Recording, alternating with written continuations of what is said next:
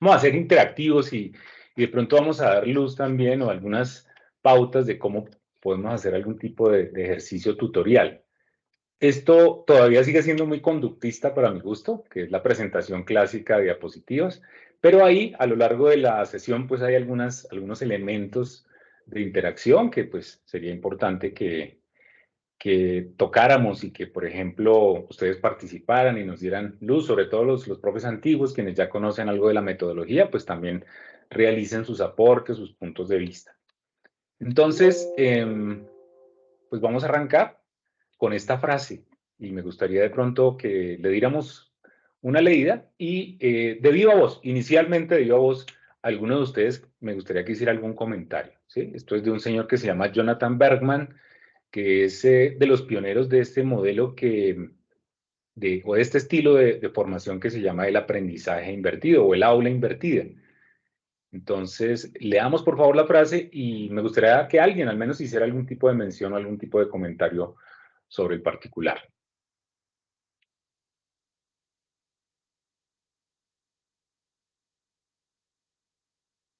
Claramente esa frase puede ser polémica, ¿no? Puede generar algún tipo de controversia, puede que esté de acuerdo, puede que no esté de acuerdo. La dice, digamos, uno de los pioneros de este movimiento del aprendizaje invertido, del aula invertida. Me gustaría escuchar qué opinión les merece. De viva voz me gustaría escucharles. Hola, ingeniero. Profe Roberto. Ingeniero, mire que la frase en mi concepto es muy utilitarista, ¿no? En el sentido de que quizá con el mismo avance de la tecnología nos concentramos más en expresiones tales como competitividad, eficiencia, eficacia, eh, pero la gran reflexión de fondo es ¿y por qué el mundo no mejora? ¿Y por qué los problemas a nivel mundial son más complejos? ¿Y por qué los problemas a nivel personal, quienes dirigen los grandes países, economías desarrolladas, economías emergentes, por qué cada día se generan más conflictos, ¿no? Entonces, casi que es una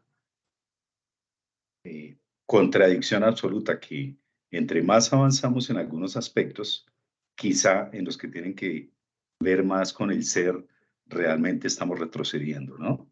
Ese es mi comentario. Muchas gracias. ¿Alguien más quiere hacer algún tipo de mención, algún comentario, alguna alusión a esa frase del profesor Bergman?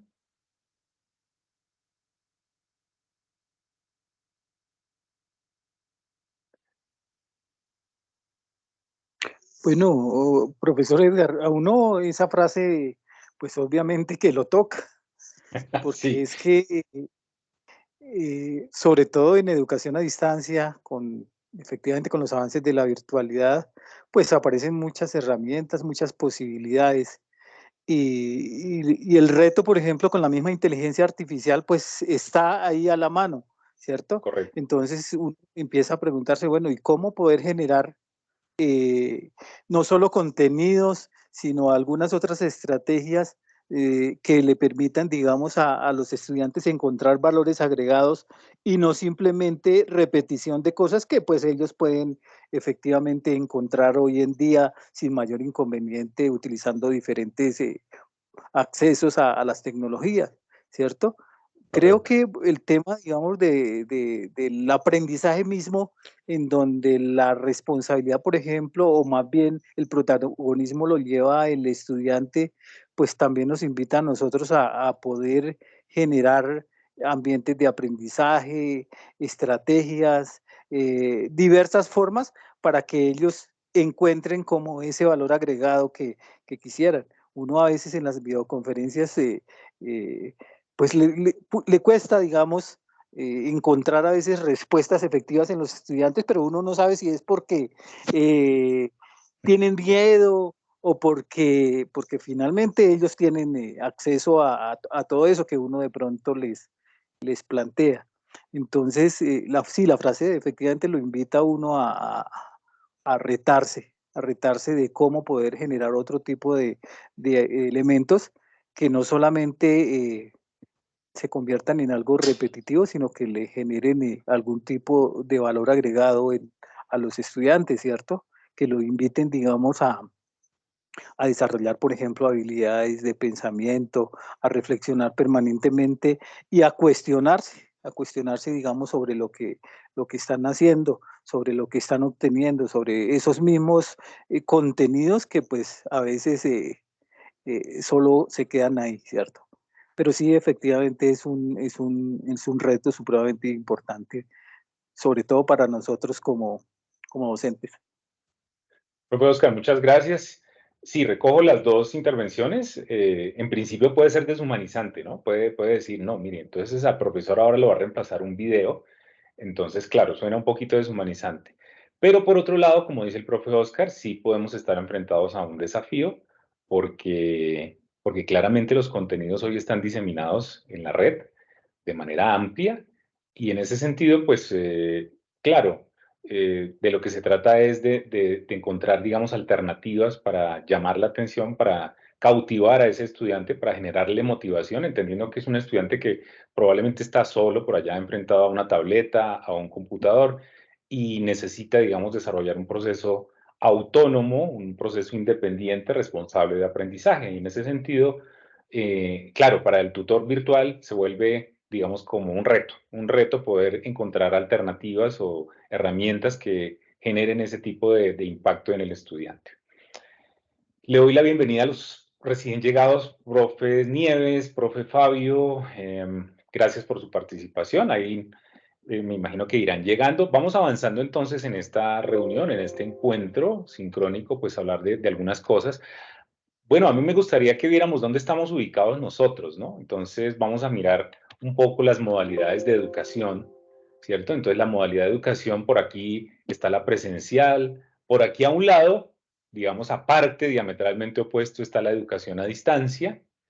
Eh, Dentro, sí, ya como un conjunto, si quisiéramos utilizar la teoría de conjuntos, está el e-learning, ¿no? Lo que es el aprendizaje e-learning propiamente dicho, está dentro de esa modalidad de educación a distancia y digamos que en un conjunto, si se quiere, de intersección, pues tenemos el e-learning, ¿no? Que abarca, digamos, ambas modalidades, la presencial y la e-learning, ¿no? O la educación a distancia también la abarca, entonces digamos que combina parte de las dos, ¿cierto? Entonces nosotros estamos ubicados por acá, ¿no? Estamos acá, ¿no? Al lado diametralmente opuesto a la modalidad presencial. Hay programas como el programa de ingeniería civil, por ejemplo, que requieren venir aquí a tomar laboratorios, hacer prácticas, entonces pues digamos que no es totalmente virtual, pero hay programas como el programa de Relaciones Internacionales y Estudios Políticos donde no se requiere que el estudiante se desplace a realizar prácticas, entonces es un programa completamente en línea, o sea, de e-learning, entonces cabe o está metido dentro de la gran modalidad de educación a distancia. Si quisiéramos verlo como un espectro, ¿cierto? Como un espectro en física, ¿cierto? Entonces en un lado está, en el extremo izquierdo está el aprendizaje online, ¿cierto? Es decir, sin componente presencial y si miramos la flechita de abajo, pues hay un incremento hacia la izquierda en el uso de tecnología y componentes en línea, es decir, de herramientas. Hacia la izquierda entonces hay una gran utilización de elementos tecnológicos. Cosa contraria ocurre en el extremo derecho del, pues digamos, del espectro, que es básicamente aprendizaje fuera de línea, offline, es decir, la modalidad tradicional de enseñanza en aulas de clase, donde la tecnología a veces pues brilla por su ausencia y realmente el profesor acude básicamente a la TTL, ¿no? El tiza, tablero y lengua, como decimos coloquialmente en algunos escenarios. Entonces, este sería más o menos el espectro en la mitad del e-learning, ¿no? La mitad, digamos, como esa modalidad que es híbrida, que hace uso tanto de unas estrategias como de otras, ¿cierto? Entonces es importante poder identificar dónde estamos nosotros, ¿cierto? Esta tablita a veces es buena ver, es bueno mostrarla o bueno presentársela, sobre todo a los profes nuevos en la modalidad, porque están, digamos, todas las opciones de educación, están todas las modalidades y están más o menos también los recursos y la dedicación que se requiere, ¿no? Aquí a la izquierda, hacia abajo, pues tenemos como cuáles son los elementos que requeriría cada modalidad. Si miramos la presencial, ¿cierto? Vemos que es 100% digamos, presencia de estudiantes y profesor, 100% sincrónica, ¿cierto? Es decir, lo que ocurre en las aulas de clase, se requiere de un docente y se requiere ocasionalmente de algún tipo de recurso, ¿no?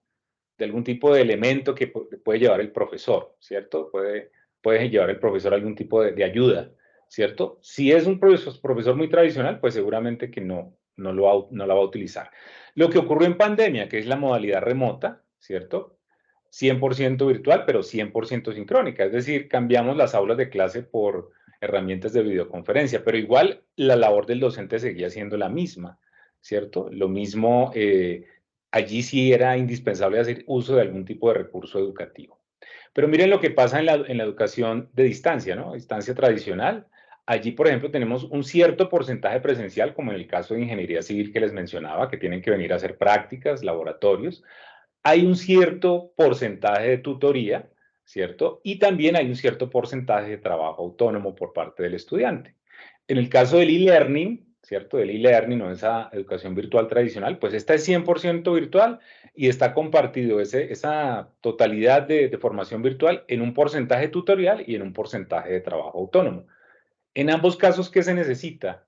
Pues fíjese que ya no se habla tanto de docente, se habla más bien de un tutor, ¿cierto? Aquí el tutor tiene, digamos, como otra figura que estaremos revisando a lo largo de esta sesión. Vamos a tener, digamos, unos recursos educativos que van a tener que ser elaborados por un autor, vigilados por un pedagogo, un revisor disciplinar, y digamos, todo esto hace o finalmente redunda en que necesitamos unos recursos educativos para entregarle al estudiante en unas aulas virtuales y pueda él desarrollar su proceso de aprendizaje. Y adicionalmente necesitamos un administrador de aulas, ¿cierto? Entonces, dista un poquito de lo que es la educación presencial. Lo mismo ocurre con la educación virtual tradicional, muy parecido, ¿cierto? Necesitamos, ya la figura es una figura tutorial, no es el docente tradicional, es una figura tutorial, se requieren unos recursos educativos, aquí RED es la sigla de recurso educativo, y se requiere de unos administradores de aula. Importante, digamos, mostrar esto porque a veces el profe presencial llega un poco desubicado, ¿no? No sabe exactamente cómo para dónde va o cuál es el papel que realmente juega. Muy bien, seguimos aquí adelante. Vamos a hablar muy rápidamente de variables críticas en la formación en red. Bueno, que en últimas son variables en la formación en cualquier modalidad, pero hagamos rápidamente unas menciones. Entonces, los contenidos. Fíjese que aquí sí es necesario previamente crear unos contenidos para el estudiante, bien sea el material de estudio que se le suministra en forma de OVA, o bien sea el material que usted en su aula le prepara al estudiante. Digamos que uno de los papeles que juega usted como tutor virtual es la de ser curador de información, ser curador de contenidos, y en ese sentido, pues, digamos que usted también debe hacer una preparación previa, revisar materiales, decantarle esos materiales al estudiante y recomendarle la lectura o revisión de algunos contenidos, ¿cierto? Entonces, no solamente el material que le hemos preparado en forma de OVA, sino lo que usted también le suministra o le comparte al estudiante a través del ambiente virtual, guardando claramente el tema de derechos de autor, ¿cierto? El rol del profesor, claro, es diferente, ¿cierto? Aquí el profesor es más un acompañante, un tutor, un orientador, un facilitador. No quiere decir que usted no pueda hacer una exposición magistral en alguno de los encuentros sincrónicos. Eso lo hacen muchos profes, sobre todo los de ciencias, los de áreas del conocimiento fuertes, ¿sí? Digamos ciencias, ingenierías. Allí a veces es necesario ser conductista y hacer demostraciones, exposiciones, porque digamos que los estudiantes vienen con problemas de lectoescritura, problemas de fundamentación en aritmética, en matemáticas, entonces hay que ayudar y devolverse. Entonces, como que digamos, todos estos lineamientos pedagógicos a veces se caen cuando se encuentra uno con la realidad académica de los estudiantes. Pero digamos que teóricamente o de forma ideal, el rol del profesor es ese, el de un asesor. Hay un autor que se llama Ray Gelut, y Raigelut dice que en el nuevo paradigma de la educación, el profesor es más un diseñador de actividades, ¿cierto? Es una persona que está dedicada al diseño de actividades auténticas, digamos, significativas para el estudiante. Muy bien. El rol del estudiante cambia, porque el modelo pedagógico que vamos a ver en unos minutos, en el modelo pedagógico el estudiante es el eje central. y el estudiante desarrolla, en teoría, un aprendizaje de manera autónoma.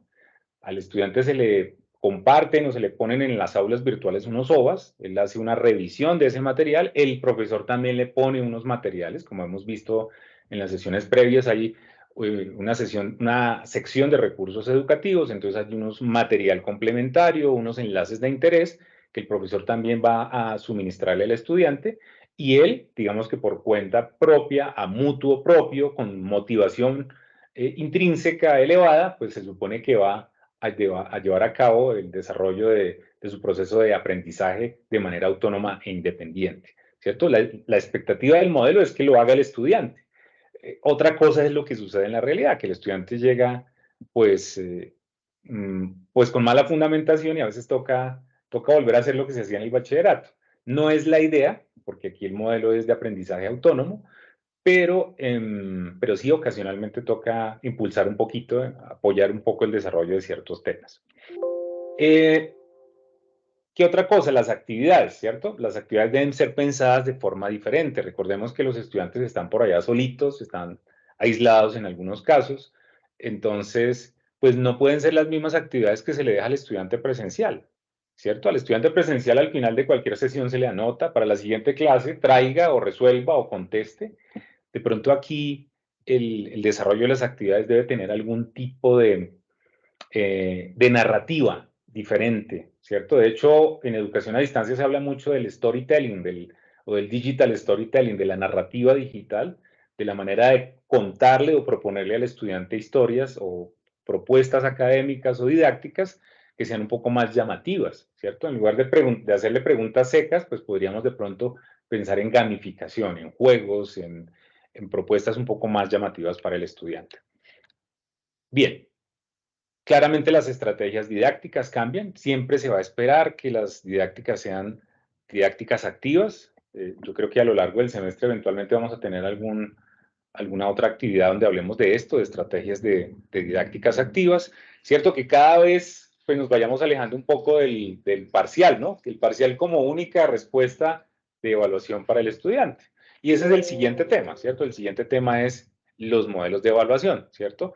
No podemos pensar en que solamente con cuestionarios, con quizzes y parciales vamos a evaluar al estudiante, que hay otras alternativas y hay algunos instrumentos como la rúbrica o como la lista de chequeo que van a ser muy útiles en el caso de la evaluación de competencias de estudiantes a distancia, ¿cierto? Entonces hay que mirar otras opciones diferentes al cuestionario.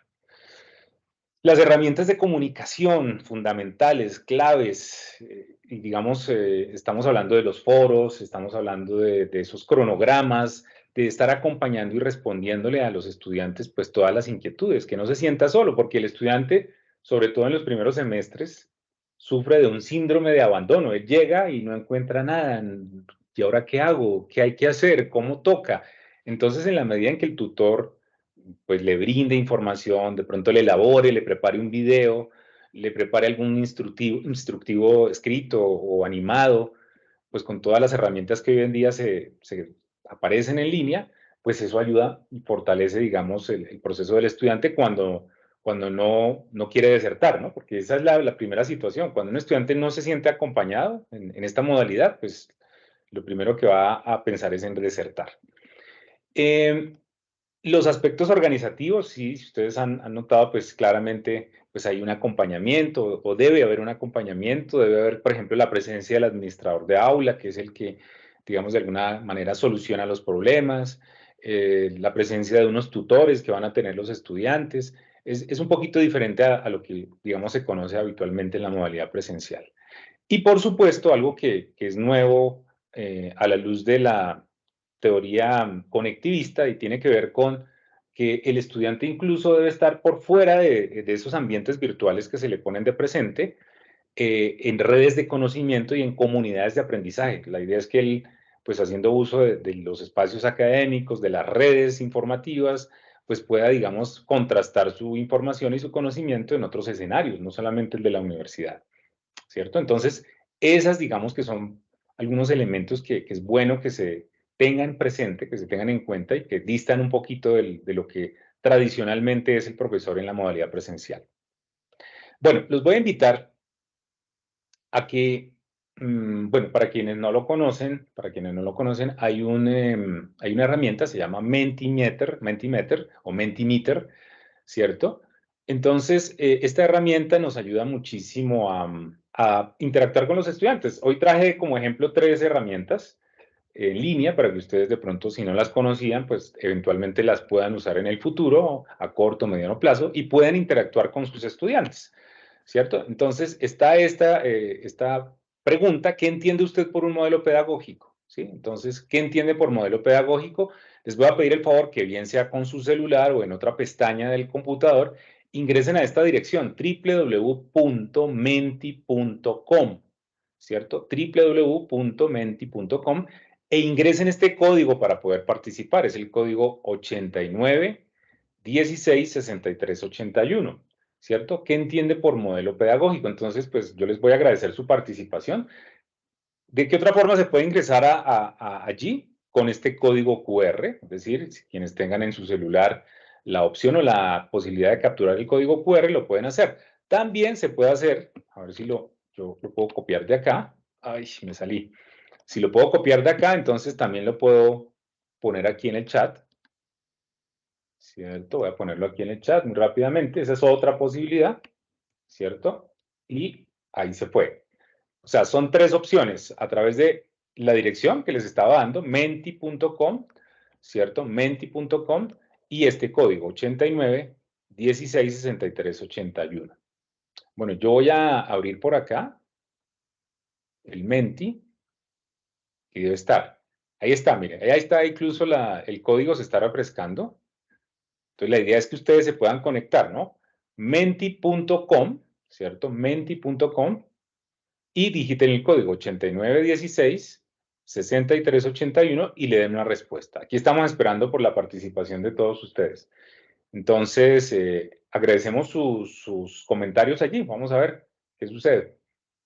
La idea es que puedan interactuar en línea y podamos ver en pantalla sus apreciaciones, ¿cierto? Cuando usted tiene un grupo de 30, 40 estudiantes, usted podría hacer uso de este tipo de iniciativa, de este tipo de elemento. Entonces les voy a pedir el favor que participemos. Todavía no veo a nadie conectado. Entonces, ideal que podamos contar con la participación de ustedes. Con su celular, el navegador de su celular, entonces digita eso, menti.com, www.menti.com, y el código es el 8916 6381. Ya hay una respuesta, miren, ahí está, ya alguien respondió. Dice que uno de los participantes dice que el modelo que orienta el cómo hacer el acompañamiento educativo bidireccional, estudiante-docente y viceversa. Y otro participante dice que es un conjunto de estrategias y técnicas que pueden orientar el quehacer docente en el aula.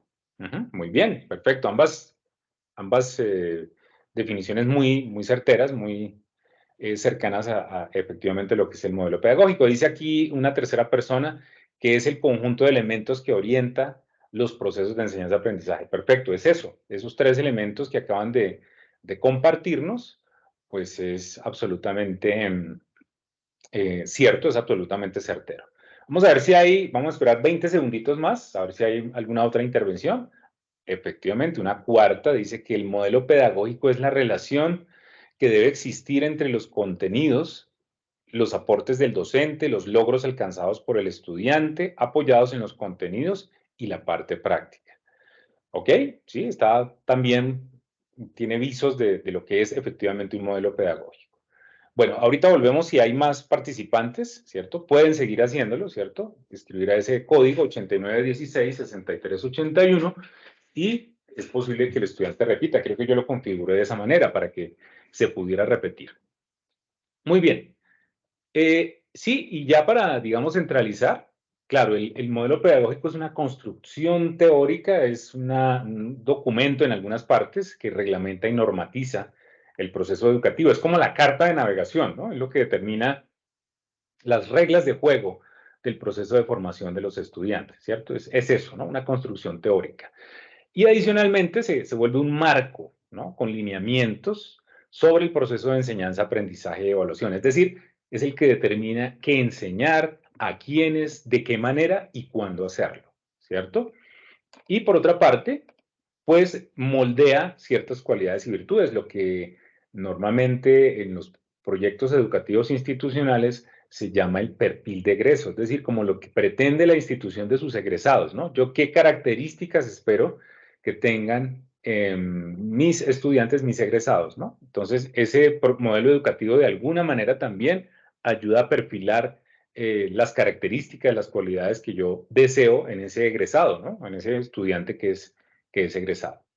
¿Listos? Entonces, eso es más o menos el modelo pedagógico. Aquí muy rápidamente, ver los lineamientos pedagógicos de la institucionales, ¿no? En la universidad, pues, digamos, hace un tiempo, 2017, vino un asesor y se hizo una, digamos, como un acuerdo sobre lo que deberían ser los referentes pedagógicos institucionales y se establecieron 5. Uno es aprender construyendo, ¿cierto? Que eso es claramente del enfoque constructivista. Lo mismo aprender desde lo que se sabe. Eso es muy claramente constructivista. Aprender a aprender, que eso es como lo que se llama la metacognición, que eso vendría a ser más bien del enfoque cognitivista. Y aprender colaborando, que es tan necesario en estos tiempos, ¿cierto? El trabajo colaborativo. Y por último, aprender con la tecnología. Entonces, para ir a hablar de la Facultad de Estudios a Distancia, pues vemos que el modelo de la facultad de alguna manera está articulado o está alineado con estos referentes pedagógicos institucionales, ¿cierto? Entonces, están ahí a la orden del día. Hay unas competencias transversales, veámoslas muy rápidamente, también son de la universidad, son institucionales, entonces el compromiso institucional que deben tener nuestros estudiantes y nuestros docentes, por supuesto, el empoderamiento del propio aprendizaje, es decir, esa autonomía o esa expectativa que tiene incluso la Ley 30, ¿no? De que el estudiante haga su proceso de formación de manera independiente, autónoma, ¿cierto? En educación superior, no solamente, no de manera exclusiva en el caso de la Facultad de Estudios a Distancia, ¿no? Sino que haya verdaderamente un empoderamiento, un ejercicio de aprendizaje autónomo, la capacidad comunicativa, que es una de las competencias del siglo XXI, ¿cierto? Aptitud innovadora, es decir, el término de innovación que es tan importante, no solamente en el campo profesional disciplinar, sino en el escenario académico, la innovación educativa, el trabajo en equipo y la apropiación de las TIC, tecnologías de información y comunicación, para el aprendizaje. Esas, digamos, que son las competencias transversales. Esta presentación yo se las voy a compartir, o sea, la vamos a subir al micrositio para que ustedes la tengan a la mano. Y este es nuestro modelo pedagógico. A lo largo de la presentación vamos a hacer mención, a hacer referencia de varios elementos de este modelo pedagógico. Entonces, él está, digamos, conformado por dos enfoques, uno constructivista, en particular constructivismo social, está el cognitivismo, ¿cierto? El enfoque cognitivista, y está la teoría de Gestalt y la teoría conectivista. Muy rápidamente, por si alguna vez viene una visita de pares y ustedes les preguntan, entonces, más o menos tratar de comprender qué es eso, ¿no? El constructivismo, entonces, quiere decir que allí el estudiante es el sujeto activo del proceso de formación, ¿no? Es la esencia del proceso de formación, es sobre quien recae la responsabilidad del proceso formativo. Este modelo, digamos, está centrado en el aprendiz. Y aquí, digamos que el profesor o el docente es un motivador, un facilitador, una persona que proporciona recursos, le facilita al estudiante recursos para ese proceso y le comparte experiencias y conocimientos, ¿cierto? Eso es el constructivismo, ¿no? Aquí el estudiante también acude a sus experiencias y conocimientos previos. O sea, lo que él sabe de tiempo atrás, digamos, cobra relevancia en este proceso.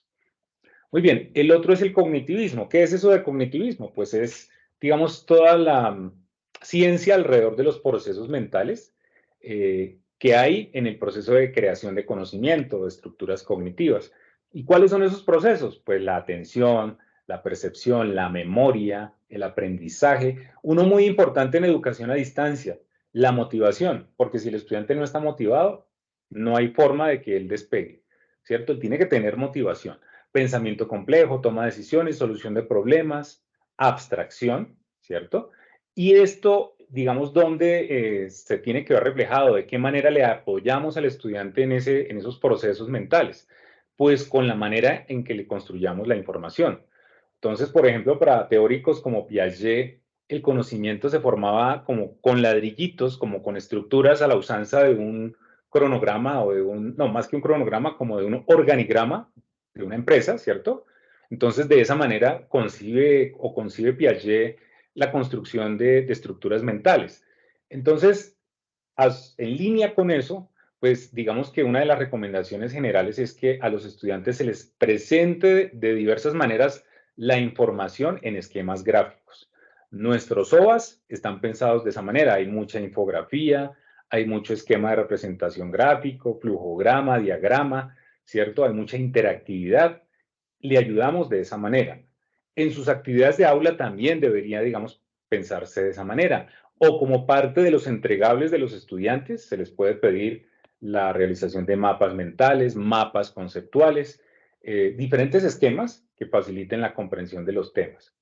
Y por otra parte, pues que un eje temático sea abordado desde diferentes metodologías, es decir, que al estudiante no solamente se le ponga a leer, sino que se le pueda poner de pronto un audio, un podcast, se le pueda poner un video, se le pueda poner a construir una infografía, es decir, que se pueda atender a todos los diferentes estilos de aprendizaje, visual, auditivo, kinestésico, etc. El otro elemento de ese modelo pedagógico es la teoría de Gestalt. Esta es una teoría de unos de unos psicólogos alemanes. Estos psicólogos decían que digamos, la percepción es el elemento crucial en el proceso de aprendizaje. Es decir, de la manera como se le ponga la información al estudiante, pues eso va a redundar en su apropiación o digamos, en que el estudiante se empodere de esa información. Esta teoría, no vamos a entrar en detalles, tiene unos principios, pero ¿dónde se van a ver reflejados en nuestro entorno, en nuestro caso? En el aula virtual, principalmente, ¿sí? Y en el diseño de nuestros OVAs, ¿sí? Pero en el aula virtual, yo creo que en las 3 sesiones previas les hemos hablado a ustedes de la simplicidad, de que a veces es, entre más simple nuestra aula, entre un solo pantallazo para el estudiante, pues mucho mejor, en vez de que se extienda y de que empiece a navegarla de arriba hacia abajo. Fíjese que uno de los principios de esa teoría Gestalt es el principio de sencillez. Está también el principio de simetría, ¿cierto? De pronto nuestros elementos están organizados de manera simétrica y también están organizados por secciones, ¿no? Entonces, de pronto, el principio de proximidad o de similaridad eventualmente podría aplicar. ¿Qué quiere decir esto? Pues que el estudiante va a encontrar siempre los elementos en la misma zona y nuestras aulas se supone que deben ser muy similares, muy parecidas para cada una de las diferentes asignaturas. Luego el estudiante debería encontrar sus recursos educativos siempre en la misma zona y no que de pronto el profe nuevo llegue y de manera creativa diga, no, yo voy a cambiarle mejor el material de estudio y se lo pongo por allá en los medios de comunicación porque allá se ve más visible, ¿cierto? Entonces la idea es que pues atendamos a un protocolo de aula, a un protocolo que, digamos, fue pensado un poco en esos principios, de sencillez, de proximidad, de similaridad, y digamos que la idea es que ese protocolo de aula se vea de alguna manera respetado. Y finalmente está la teoría conectivista, lo que mencionábamos anteriormente, pues inevitablemente estamos en una eclosión de medios, ¿cierto? Ya hablamos de la web 4.0, ya las redes sociales hace rato, digamos que tienen una influencia notable en nuestras vidas. Hoy en día ya no se habla ni siquiera de multimedia, sino de transmedia. Las redes pues cada día son más veloces. Los estudiantes que cada día estamos teniendo pues aprenden de una manera diametralmente opuesta a como nos sucedió a nosotros. Son personas que hacen parte de los famosos millennials, en algunos casos centennials. Bueno, nosotros tenemos muchos estudiantes adultos en educación a distancia, pero no obsta, o no quiere decir que no tengamos estudiantes jóvenes. Entonces, pues a ellos sobre todo va esa invitación a formar comunidades de aprendizaje, redes de conocimiento que estén fuera del aula virtual y que puedan hacer, digamos, intercambio, investigación de conocimientos, ¿cierto? Esto es nuestro modelo pedagógico. Esta información pues yo se las voy a compartir para que la tengan a la mano y si algún día les preguntan, pues sepan que estos son los 4 elementos de nuestro modelo pedagógico. Entonces ya dijimos que es centrada en el estudiante, ¿cierto? Donde los conocimientos y experiencias previos son importantes, donde el propio ritmo de aprendizaje del estudiante es fundamental. Esto pues está en línea con el constructivismo. Está el aprendizaje autónomo, ¿cierto? Entonces, todo material que usted piense para el estudiante, todo recurso que se cree para el estudiante, está pensado para su aprendizaje independiente, autónomo y responsable. Entonces, en ese sentido, estaríamos alineados con el cognitivismo. Y tenemos, pues, comunicación diversa. Entonces, tenemos dos tipos de comunicaciones. Aquí Jorge las ha venido mencionando. Comunicación sincrónica en chat, videoconferencia, telefonía, o comunicación asincrónica que no es en tiempo real, en situaciones de envío de correos, de mensajería de aula, foros, wikis, blogs, y entonces esto está en línea con la teoría conectivista, ¿cierto? Muy bien.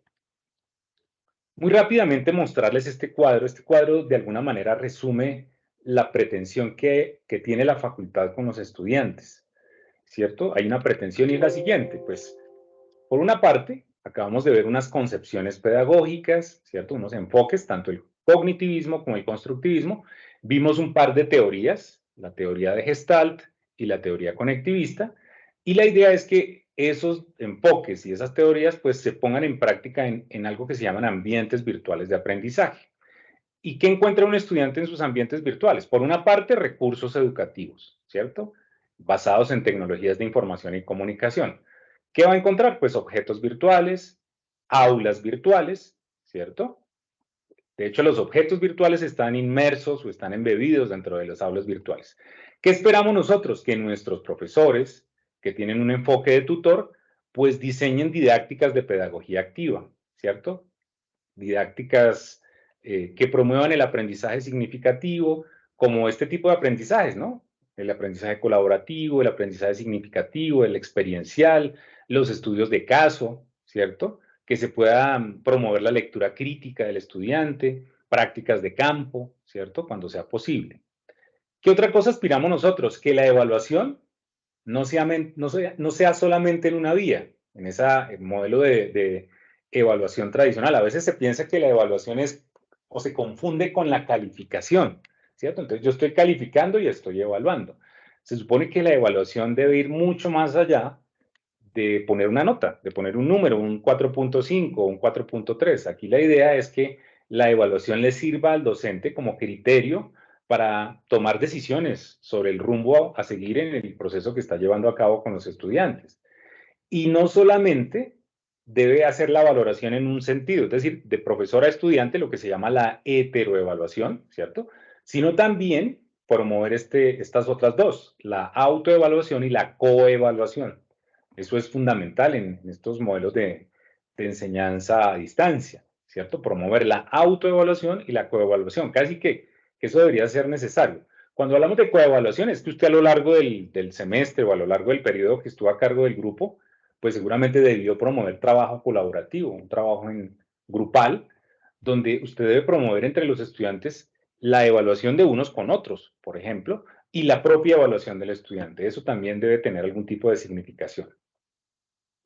Y por otra parte, pues recordar que hay un acompañamiento, en primer lugar, del profesor, ¿no? Es el primero que acude al acompañamiento del estudiante a través de una acción tutorial. Están las consejerías, ¿cierto? Esos profes que están allí designados para brindar también algún tipo de orientación y acompañamiento.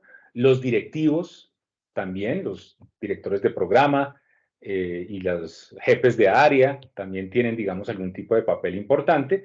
Y por supuesto, el soporte que tienen a través de los ingenieros administradores de aula.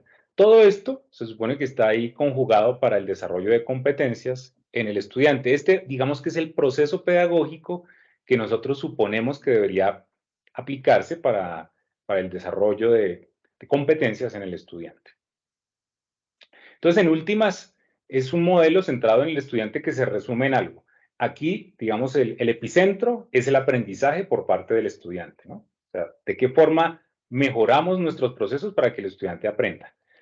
El desarrollo de desempeños efectivos a través de pedagogías activas o de didácticas, no siempre de cuestionarios, ¿no? De otro tipo de actividades que generen interés, que generen, digamos, el desarrollo de competencias en el estudiante. Fortalecer el aprendizaje autónomo, ¿cierto? ¿De qué forma las actividades que yo hago están pensadas para que el estudiante aprenda solito, de manera autónoma e independiente? Y por supuesto, qué tipo de aprendizajes o qué tipo de didácticas me logran o me permiten experiencias significativas de aprendizaje en el estudiante. Esos elementos son sumamente claves. Viene otra participación aquí a través de Menti, entonces vamos por favor a volver a ingresar. Se supone que si ya está ahí activo, lo único que yo debo hacer acá es venir aquí al navegador. Ah, bueno, aquí alguien más participó en la anterior. Dice aquí que parte de premisas básicas como que se entiende ¿qué se entiende por enseñanza, aprendizaje? ¿Cómo se entiende al sujeto estudiante y al maestro? Y parte de premisas básicas como que se entiende ¿qué se entiende? Ah, bueno, aquí se repitió, creo que es lo mismo. Perfecto, muchas gracias. Voy a ir a la siguiente diapositiva y a ustedes en el celular, si lo están haciendo desde el celular o eventualmente desde una pestaña del navegador, les debe decir que el presentador cambió de diapositiva. Entonces les está preguntando que si quiere ir a esa nueva diapositiva o quiere focalizar en la respuesta que se le está haciendo. Entonces, si eso le sucedió, pues la idea es que podamos responder cuál es la primera palabra que se le viene a la mente para definir aprendizaje significativo, ¿cierto? ¿Cuál es la primera palabra que se le viene a la mente para definir aprendizaje significativo? Alguien ya intervino, escribió que experiencias. Creo que pueden repetir, si quieren repetir palabras, lo pueden hacer.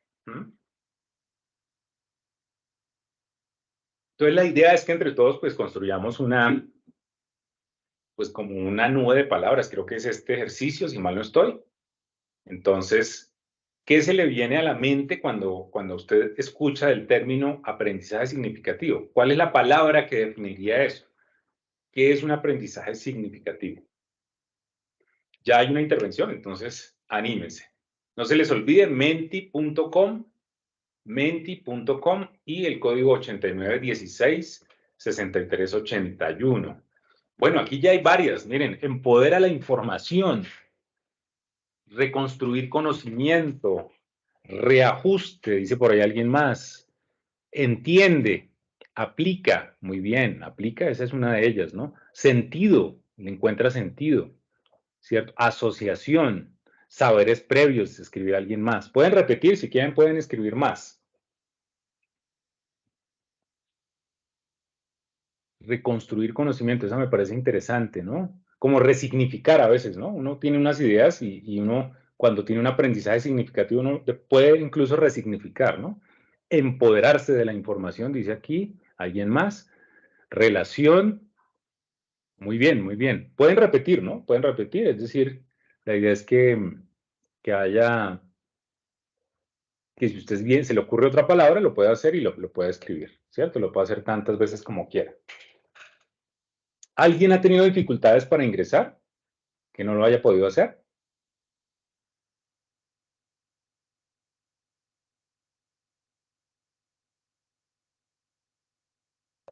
No, hasta ahora yo, por mi parte, Inge, yo no he podido ingresar, entonces estoy haciendo la tarea para configurar y apropiar cada módulo para el estudiante. Ok, pero para esta actividad en particular, ¿has tenido alguna dificultad, mi profe? No, yo estaba bien con la actividad. Ah, A bien, través del excelente. celular, súper, sí. Ah, excelente, excelente, excelente.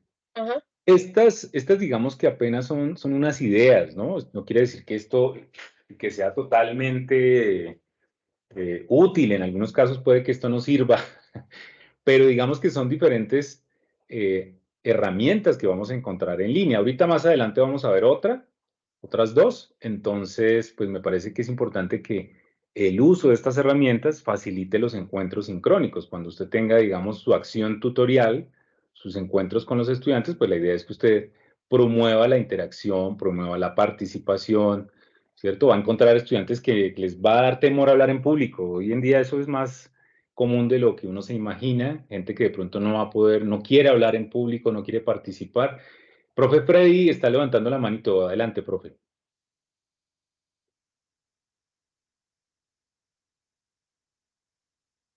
Sí, ¿me escuchas? Sí, señor, lo escuché.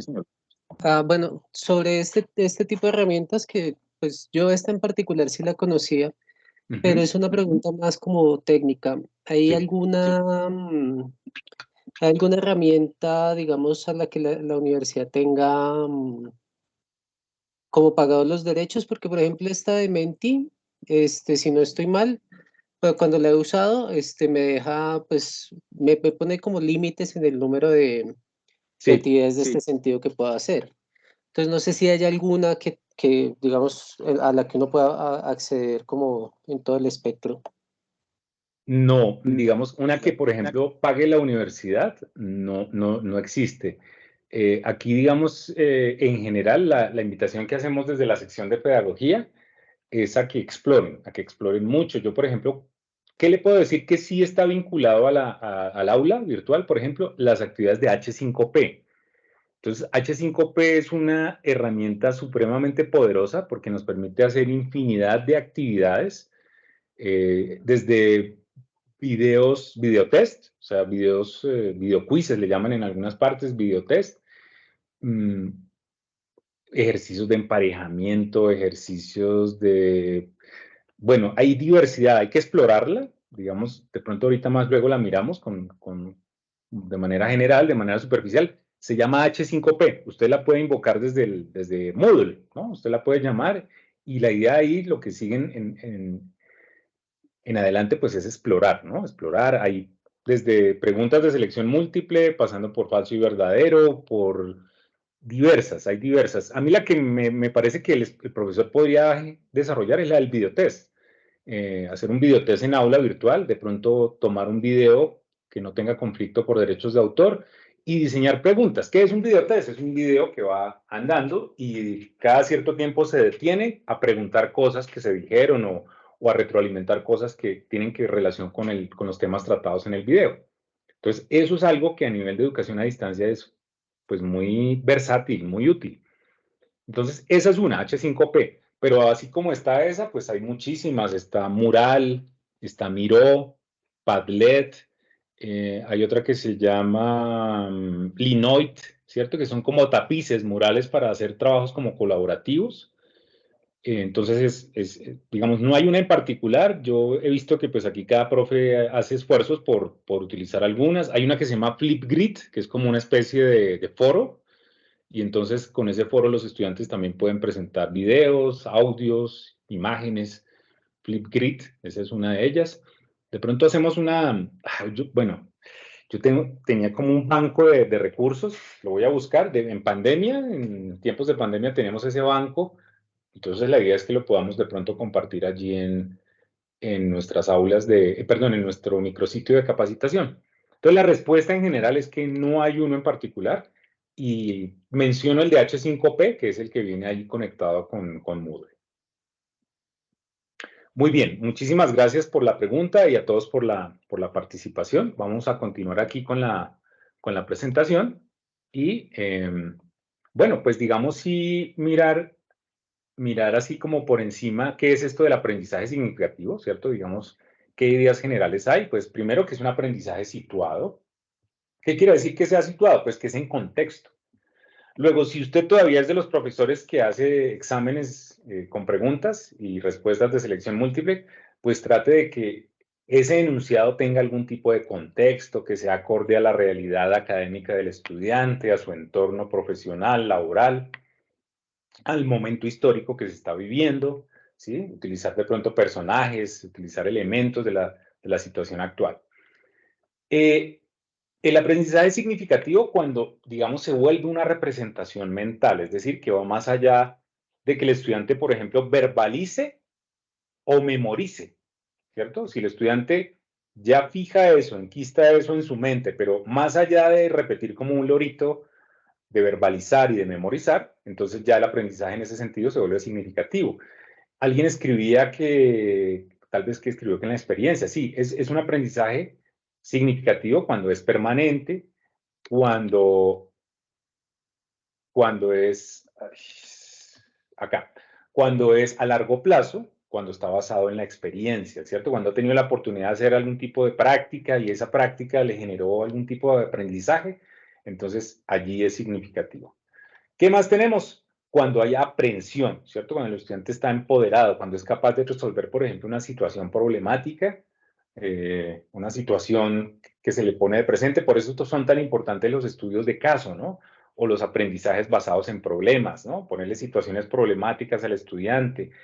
H5P, a propósito, tiene una herramienta que se llama branching escenario, algo así como un escenario ramificado. Entonces al estudiante se le pueden poner situaciones que se van ramificando, ¿no? ¿Qué pasa si escoge esto? Pero si escogió esta, puede tener estas otras dos alternativas. Entonces eso lo hace H5P, ¿cierto? Entonces se le puede poner de presente un escenario ramificado de la vida real.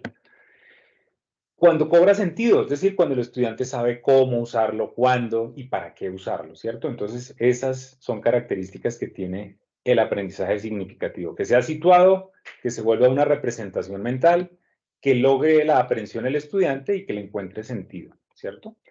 ¿Qué otra cosa es importante en la modalidad virtual? El aprendizaje colaborativo. O sea, eso es algo que hay que promover, que usted debe promover de alguna manera, bien sea en los encuentros sincrónicos. La herramienta Microsoft Teams le permite a usted generar salas. Usted puede hacer salas de videoconferencia, o mejor, segmentar a sus estudiantes en salas, de tal suerte que ellos puedan trabajar en grupos. Entonces, usted podría en una sesión de videoconferencia realizar este tipo de ejercicios. Si no quiere hacerlo, entonces ayer con Jorge también, Jorge alcanzó a mencionar algo acerca de la creación de grupos en Moodle. De pronto allí más adelante hay algo, no me acuerdo muy bien, pero ya les digo en qué. Ya ahorita les refresco en qué hay.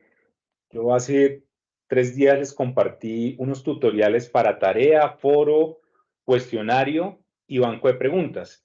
En el tutorial de tarea está explicado cómo configurar grupos. Allí está. Entonces, pues digamos que es una alternativa para promover el aprendizaje colaborativo, ¿cierto? Que permite, entre otras, pues construir conocimiento con otras personas, ¿no? La idea es que un estudiante profesionalmente, pues no está solo, trabaja con otras personas, ¿cierto? Entonces, la idea es que desde estas instancias se le promueva el trabajo en equipo. Que pueda desarrollar habilidades comunicativas, ¿no? Esas competencias del siglo XXI. Que pueda fortalecer o desarrollar el pensamiento crítico, porque puede, digamos, generar algún tipo de controversia sana, académica, con sus compañeros, con sus pares. Entonces, la idea es que pueda contrastar ideas o conceptos con sus compañeros, ¿cierto? Entonces, ahí están esos 3 elementos: construir conocimiento con otros, habilidades comunicativas y pensamiento crítico. Por otra parte, promover el aprendizaje autónomo, es decir, pensar en que el trabajo independiente del estudiante va a ser en solitario, va a estar solito allá aprendiendo cosas, pero la idea es que le podamos fortalecer o promover la metacognición, por ejemplo, es decir, que él por lo menos encuentre la manera de saber cómo aprende, ¿cierto? Cuando uno sabe o uno es consciente de cómo uno aprende, a eso se le llama metacognición. Que le pueda dar, que pueda, digamos, encontrar algún tipo de metodologías o de estrategias de aprendizaje el estudiante, es decir, se le pueda incentivar o motivar para ese particular, y también, pues, que el estudiante logre esa autorregulación para el proceso de aprendizaje. Entonces, siempre los materiales deben estar pensados para que él allá solito pueda, digamos, fortalecer esos 3 elementos. Este último, el de autorregulación, pues está relacionado con la motivación, con esa capacidad de autodirigirse, de ser autodirector de su proceso de formación, la responsabilidad, por supuesto, y la reflexión crítica. Entonces ahí están los 3 elementos, ¿cierto? Del aprendizaje autónomo: metacognición, selección y uso de estrategias, o sea, que cuando el estudiante ya es capaz de eso, de seleccionar y hacer uso de sus propias estrategias y técnicas de aprendizaje, pues ya tenemos un terreno ganado como aprendiz a distancia, ¿cierto? Lo mismo la autorregulación. Muy bien.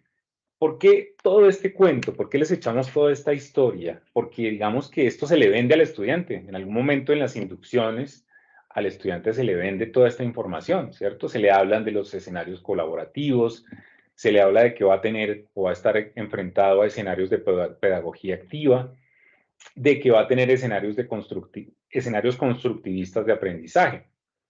Entonces, cuando nosotros vendemos este tipo de cosas, pues a eso, digamos, esa es la propuesta de valor hacia el estudiante. Y allí, pues sí pedimos, digamos, sensibilizamos a nuestros profes para que traten de acercarse a ese tipo de de pretensión que tiene la facultad. Miren, aquí hay un par de enlaces que voy a ver rápidamente, ¿sí? El TEC de Monterrey, los voy a abrir muy rápidamente, no sé cómo estamos de tiempo. Bueno, el tiempo ha pasado, pero es importante. Mire, este enlace, que yo se los voy a compartir, nos lleva directamente a esta página, se llama Estrategias de Aprendizaje Activo del TEC de Monterrey. Entonces aquí el TEC de Monterrey tiene como un portafolio, como una caja de herramientas, si lo queremos ver de esa forma, con diferentes didácticas o estrategias que podrían funcionar, ¿cierto? Entonces fíjese que aquí hay de todo, dice aprendizaje basado en problemas, aprendizaje colaborativo, codiseño, design thinking, diseño participativo, diseño empático, hay diferentes. A mí una de las que más me gusta, en lo personal, es el aprendizaje basado en análisis de casos. A ver si lo encuentro por acá, por aquí debe estar. Orientado a proyectos, servicios. Bueno, no lo veo a la mano. Voy a buscarlo acá muy rápidamente. Casos. Aquí está, le llaman método de casos. Entonces, para cada una de estas opciones, mire lo que hace el TEC de Monterrey. El TEC de Monterrey le tiene a uno una pequeña descripción de qué es cada cosa, ¿cierto? ¿Cuál es el propósito educativo que entraña o que enmarca cada estrategia didáctica? Y adicionalmente nos muestra unos formatos, ¿sí? Miremos esos formatos. Entonces, estamos en casos, ¿no? En el método de casos. Entonces, fíjese que, por ejemplo, aquí en definición y características, el TEC de Monterrey nos regala como una fichita, es una ficha, con el resumen de lo que es la didáctica, ¿no? ¿Sí? Entonces estamos hablando de método de casos, ¿cierto? Método de casos, entonces nos dice, ¿qué es el método de casos? Todo esto es la definición, o en qué condiciones se puede usar, qué aprendizajes fomenta, ¿cierto? ¿Cuáles son las competencias transversales, por lo menos las que tiene el TEC, que se llama TEC 21? ¿Cuál es la metodología que se debe utilizar? Entonces, mire, le dice a uno, mire, esto funciona de esta manera. Esta es la metodología. ¿Cuál es el rol que tiene el profesor en esta metodología? ¿Cuál es el rol que tiene el estudiante? ¿Cómo se puede evaluar? ¿Cierto? Y cómo aplicarlo, por ejemplo, a la modalidad digital. O sea, en el caso nuestro, ¿no? ¿Cómo aplicarlo a la educación a distancia o en qué condiciones? ¿Cierto? Entonces, fíjese que es una fichita de resumen donde le dice a uno cómo funciona esto que se llama el método de casos. Muy bien. Pero adicionalmente, viene con un canvas, o sea, con un lienzo de trabajo. ¿Sí? Viene como esto es un PowerPoint. Entonces, ese PowerPoint viene primero como con unas explicaciones de lo que es cada campito, cada sección del lienzo, ¿cierto? Viene como con una explicación, ¿cierto? Luego viene un ejemplo. Aquí viene un ejemplo. Entonces, es una materia que se llama, por ejemplo, Liderazgo Empresarial de sexto semestre, de una profesora que se llama Claudia Hernández, y la actividad la denominó Analizando el Liderazgo. Entonces, claro, aquí ya, después de haber leído la explicación, pues entonces viene, digamos, un ejemplo, ¿no? Un ejemplo ya realizado, y por acá viene el espacio en blanco para que sea, por ejemplo, puesto en práctica en una clase, ¿cierto? Para que eventualmente por grupos o de manera individual, pues se pueda desarrollar algún tipo de ejercicio donde se aplique esta técnica, el estudio de casos. Por otra parte, volviendo aquí a nuestra presentación, pues está FAEDIS, y aquí esta creo que ya la hemos promovido acá, que es nuestro micrositio de capacitación. Yo soy insistente en eso, ahí hacemos un esfuerzo de colaborativo en algunos casos, voy a ponerlo acá, digamos, ahí está enlazado en la presentación, pero yo se los vuelvo a poner aquí en el chat para que lo tengan presente. Ese micrositio tiene pues mucha información. Ahí se los volví a compartir. Ahí está en el chat. Información, pues general, enlaces a capacitaciones, ¿cierto? Bibliografías. Están los ciclos anteriores que hemos hecho, lo que se hizo durante la pandemia, el plan Padrino, Conéctate por las TAC. Por aquí hay algún espacio que si algún profe quiere compartir algún tipo de experiencia, me contacta y se la publicamos acá, ¿cierto? Entonces, incluso hay un espacio ahí de contáctenos. Entonces, hay un código QR para que usted me contacte directamente al WhatsApp. O sea, aquí llega directamente al WhatsApp o hay un formulario, a ver si no, mire, este ya no está funcional, toca cambiarlo. Entonces, toca volverlo, sí, utilizarlo con otra herramienta. Por ahora, entonces, al WhatsApp, ¿cierto? Pero entonces está este micrositio, que es también una herramienta, o hay, digamos, un consolidado de temas, de cosas que el profesor puede consultar y que pueden ser de utilidad. La idea es que lo hagan. Uy, aquí un video se desactualizó, entonces toca mirar a ver qué pasó. Sí, parece que, incluso era de la Facultad de Humanidades, ¿no? Lo quitaron, tal vez, algo pasó, ya no está disponible. Bueno, ese tipo de cosas pasan en la modalidad virtual. Entonces, bueno, esa es la promoción que hemos venido haciendo de este micrositio. Muy bien, continuemos. Entonces, el rol docente en esta modalidad a distancia es el de un motivador, ¿no? O sea, usted es un motivador del aprendizaje, es un moderador, coordinador y partícipe activo del proceso, es un tutor, ¿no? Un mediador, ¿no? También en otras partes es un facilitador, ¿cierto? Ahí están todas esas características del rol docente, ¿cierto? Pero por otra parte, el estudiante, ¿qué rol tiene? Entonces es un individuo que debe ser inquieto, pero motivado por su docente, por su tutor, que por cuenta propia, de manera independiente, debe profundizar la información con herramientas digitales, ¿cierto? Debe ser autorregulado porque debe tener un manejo de sus tiempos, de sus actividades también personales, profesionales. Debe tener motivación. Si no está motivado, como lo dijimos anteriormente, pues difícilmente va a poder aprender. Debe estar digamos, vinculado con redes sociales y comunidades académicas, ¿cierto? Lo que se llaman, sí, comunidades de aprendizaje, así se les llama, no solamente dentro de su entorno académico, sino por fuera del aula virtual. Y es un constructor porque al fin y al cabo está sujeto a un modelo constructivista, ¿cierto? Entonces, estas son las características del rol docente. El rol docente es el de un asesor, ¿no? Un consultor, un facilitador, mientras que el estudiante, pues, es un individuo autónomo, independiente, regulado, responsable, que desarrolla su proceso de formación. Muy bien. ¿Qué otras características debe tener el docente tutor? Pues debe ser tecnólogo. Debe procurar estar al día con el uso de herramientas tecnológicas. A propósito de la pregunta que nos hacía el profe hace un rato, ¿sí? Si hay, al menos que se maneje una herramienta inicialmente, apréndase una, conozca una y póngala en práctica. Después ya de pronto usted se va a motivar y va a utilizar 2, 3 herramientas, ya las va a empezar a manejar. Debe ser un diseñador. Hace un rato les dije que en el nuevo paradigma de la educación, el papel del docente, y sobre todo si es tutor, es el de un diseñador de actividades, ¿cierto? Diseñador de actividades que promuevan el aprendizaje. Debe ser un facilitador, ¿cierto?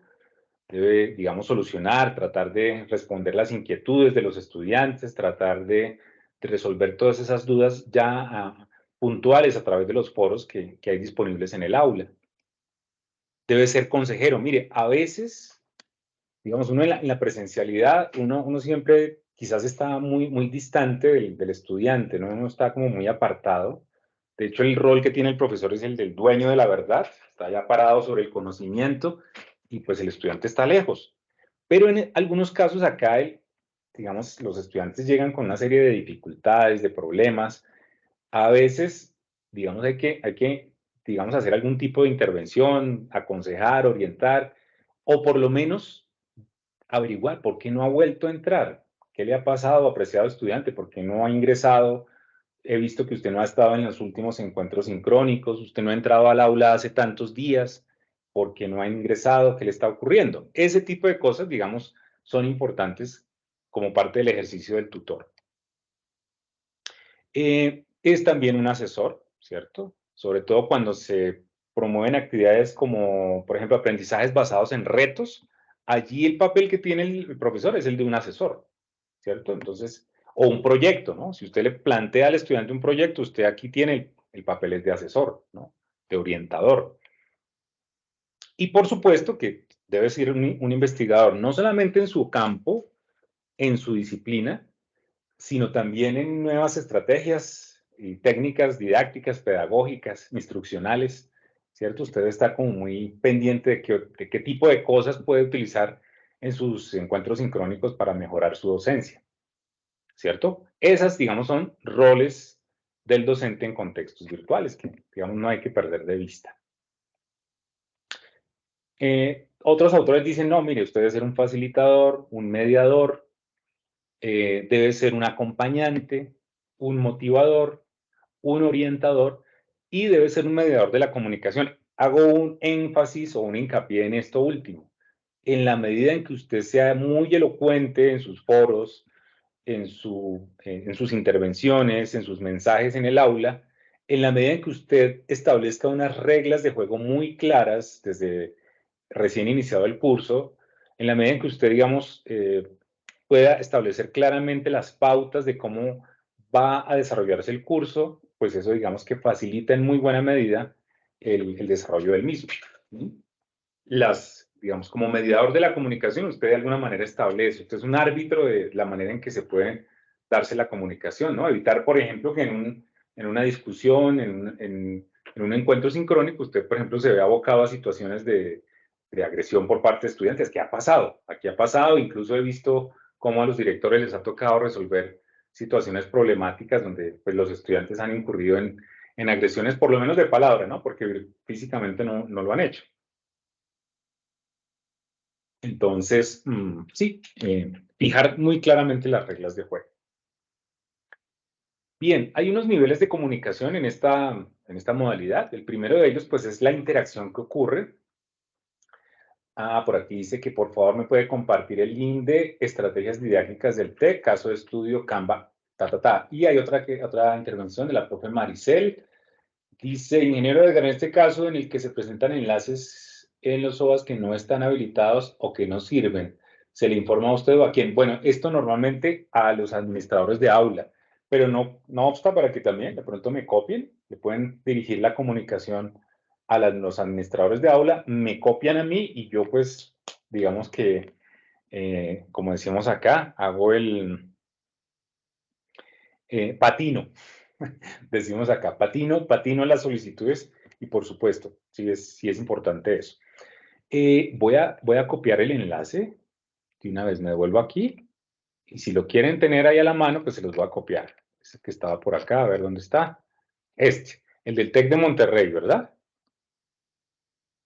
A ver si me deja desde acá. No me va a tocar salirme. A ver, está acá. A ver si ahí estoy aquí, me deja copiar el enlace. Copiar hipervínculo, es este. Control B. Si lo quieren tener de una vez, no sé por qué no lo copió. A ver, pegar. A ver. Modificar hipervínculo. A ver. Espero que no lo vaya a dañar. Es este. Copiar. Listo, ahora sí. Este enlace que acabamos de poner en el chat es el enlace a, digamos, esas diferentes estrategias que nos ofrece el TEC de Monterrey, que es una institución sumamente avanzada en términos de formación virtual. Vamos, es un gran referente a nivel de Latinoamérica. Entonces, el primer nivel de comunicación es entre los usuarios, en este caso los estudiantes, y el material de estudio, ¿cierto? O sea, el estudiante se supone que primero revisa su OVA en un modelo de aprendizaje invertido, pues él primero debería ir a revisar su material de estudio, ¿cierto? Luego, el siguiente nivel de comunicación es el de docente-estudiantes o estudiante-docente o estudiante-estudiantes, ¿no? ¿Eso dónde ocurre? Pues en nuestros ambientes virtuales, ¿cierto? En ese escenario de AVA, lo que se llama AVA, Ambiente Virtual de Aprendizaje. Y un tercer escenario posible, que es al que se invita al estudiante, es que esté por fuera y interactúe no solamente con el aula virtual y con sus pares, sino que también vaya por fuera a otras instancias y genere comunidades de aprendizaje y redes de conocimiento, ¿cierto? La idea es que en ese contexto de conectivismo, pues se le motiva al estudiante para tener esos tres tipos de comunicación, ¿no? Una comunicación inicial personalizada con el material, luego con docente y pares y posteriormente fuera del aula. Bueno, por aquí pues los tipos de medios de comunicación con los que se dispone, el Teams, el Google Meet, aunque este pues ya está muy restringido cada vez más, no nos deja grabar, entonces pues poco se usa. En algunos casos la llamada telefónica, si usted lo considera, el chat, ¿cierto? Ya el chat formal, los foros de apoyo, el Big Blue Button, que bueno, aquí lo presentamos, lo mencionamos, pero que finalmente el Big Blue Button, pues, no es tan recomendable porque no es muy estable. En algunos casos se usa Skype y esa todavía la suelen utilizar. Hay personas que hacen esas videollamadas. De pronto, si usted va a atender a un estudiante individual, de pronto esa puede ser una vía, ¿no? El MS Skype. Y el correo institucional, por supuesto, ¿cierto? Esos son los elementos de comunicación que tenemos. Hay otros también, no necesariamente esos que acabamos de mostrar. Comunicación entre estudiantes, ¿cierto? La familia y comunidad, ¿cierto? Las conferencias, las videoconferencias, los documentos curriculares. Por eso mencionábamos ayer el contenido programático y la guía de aprendizaje, que de esa vamos a hablar ahorita muy rápidamente. Entonces, esa información pues debe estar en el aula. Los wikis y las blogs, ¿no? Por ejemplo, recomendar blogs. Hay materiales que no necesariamente, digamos, tienen esa rigurosidad académica que tienen, por ejemplo, los artículos de investigación, pero que, por ejemplo, tienen un valor académico y se pueden recomendar, ¿no? Un blog, una página donde el estudiante pueda profundizar. Los podcasts, estos sí que han cobrado relevancia últimamente y sobre todo por su naturaleza de accesibilidad, no solo para estudiantes invidentes, también para estudiantes que pueden o quieren escuchar información mientras se desplazan. Entonces, mientras se van para la casa, del trabajo a la casa, pues van estudiando la lección, por ejemplo. Entonces, un podcast sobre, qué sé yo, sobre tecnología, un podcast sobre innovación, lo pueden ir escuchando. Los medios masivos, la televisión, la radio, pues cada día han ido relegándose un poquito, pero igual siguen siendo fuentes de información, las redes sociales, los sitios como YouTube, Flickr, en fin, ¿cierto? Son diferentes elementos o fuentes de comunicación con los que dispone el estudiante. Miren, la situación es la siguiente. Tradicionalmente, en la modalidad de distancia, lo que está escrito ahí a la izquierda, pues digamos que son como las características, ¿no? A distancia y por muchos años, cuando hablo de muchos años es que la universidad como la conocemos tiene más o menos unos 1000 años de historia y el colegio, la escuela como lo conocemos, unos 300 años. Y alrededor de esos tiempos, digamos, la formación o la educación ha girado en torno a un solo medio, a la monomedialidad del texto escrito, del libro, por ejemplo, ¿cierto? Entonces, esa es una de las características de lo que se llama la enunciación, ¿no? El modelo tradicional de educación. El docente, pues, es el dueño de la verdad, es el dueño del conocimiento, es el único que sabe y pues digamos que es como un intermediario entre el libro y el estudiante. Es un enunciador único, sí, es el único que habla, ¿no? En el modelo tradicional el profesor se para, habla, los estudiantes escuchan y se van y estudian en un libro. El alumno es un consumidor pasivo, ¿no? ¿Sí? Apenas escucha, no participa y el modelo en general es un modelo transmisivo. La invitación en estos entornos virtuales es a cambiar un poquito. Entonces ya no depender únicamente de la monomedialidad del texto escrito, sino hacer uso de transmedia, de toda la multiplicidad de mediaciones que tenemos actualmente, videos, audios, infografías, interactividades, lo que se llama el cross-media o la transmedia, ¿cierto? Invitar al profesor, a ustedes, a que se vuelvan unos agitadores comunicacionales. Ese término suena como, como rebelde, como revolucionario, pero aquí lo que, digamos, trae de por medio esa apreciación o esa definición de agitador comunicacional es más el de un influenciador educativo, ¿cierto? Y usted a través de los videos que le prepara a sus estudiantes, pues logra generar algún tipo de persuasión. Es que no se puede perder de vista que nuestros usuarios, nuestros estudiantes, son los usuarios de TikTok. ¿Y cuánto tiempo dura un estudiante interesado en TikTok? Pues en un video de 30 segundos. Si no le gustó, él en 2 segundos cambia y va al siguiente video a ver qué tipo de contenido consume. Entonces, fíjese que el desafío es fuerte. esos son nuestros clientes, usuarios de TikTok, de redes sociales. Entonces la idea es no seguir haciendo ese mismo modelo de educación tradicional arraigado en ciertos elementos que no han cambiado. El profesor, entonces, ya no es el único que habla. Hay que instar a los estudiantes a construir una narrativa, un relato colectivo, trabajo colaborativo, ¿cierto? Y, digamos, trascender eso de que el estudiante es un usuario pasivo del modelo educativo, entonces hay que invitarlo a ser coproductor o co-creador de contenidos. Fíjense que hoy en día, y en un término definido por un pensador que es Alvin Toffler, hoy en día se habla del prosumidor, ¿no? Entonces ya las audiencias, no solamente de redes sociales, sino también de los espacios educativos, deben ser no solamente usuarios pasivos que consumen, sino que sean capaces de producir. Por eso, parte de los ejercicios, de los entregables, de las tareas que se le piden a los estudiantes, pues deben corresponder a entregables también, inclusive de tipo transmedia. Por favor, entrégueme un video de, o entrégueme un podcast de, o por favor, resuma en un mapa conceptual, en un mapa mental, en una infografía. Hoy en día hay herramientas por montones, Canva, Geniali. Canva y Geniali son, digamos, de las más usuales. Bengage, allí se pueden, digamos, generar todo este tipo de contenidos o de productos multimedia o transmedia. Y fíjese que entonces ya el contenido no debe ser transmisivo, ¿sí? De profesor a estudiantes, como un broadcasting, o sea, como sucedía en la radio y en la televisión en el siglo XX, donde pues las audiencias masivas a una hora se sentaban a escuchar la televisión y la radio o a ver un evento. Hoy en día eso no pasa, hoy en día con redes sociales es totalmente diferente, pues es lo contrario, motivar o promover la construcción colectiva de conocimiento. Es lo que se llama hoy en día en la educomunicación la convergencia de medios.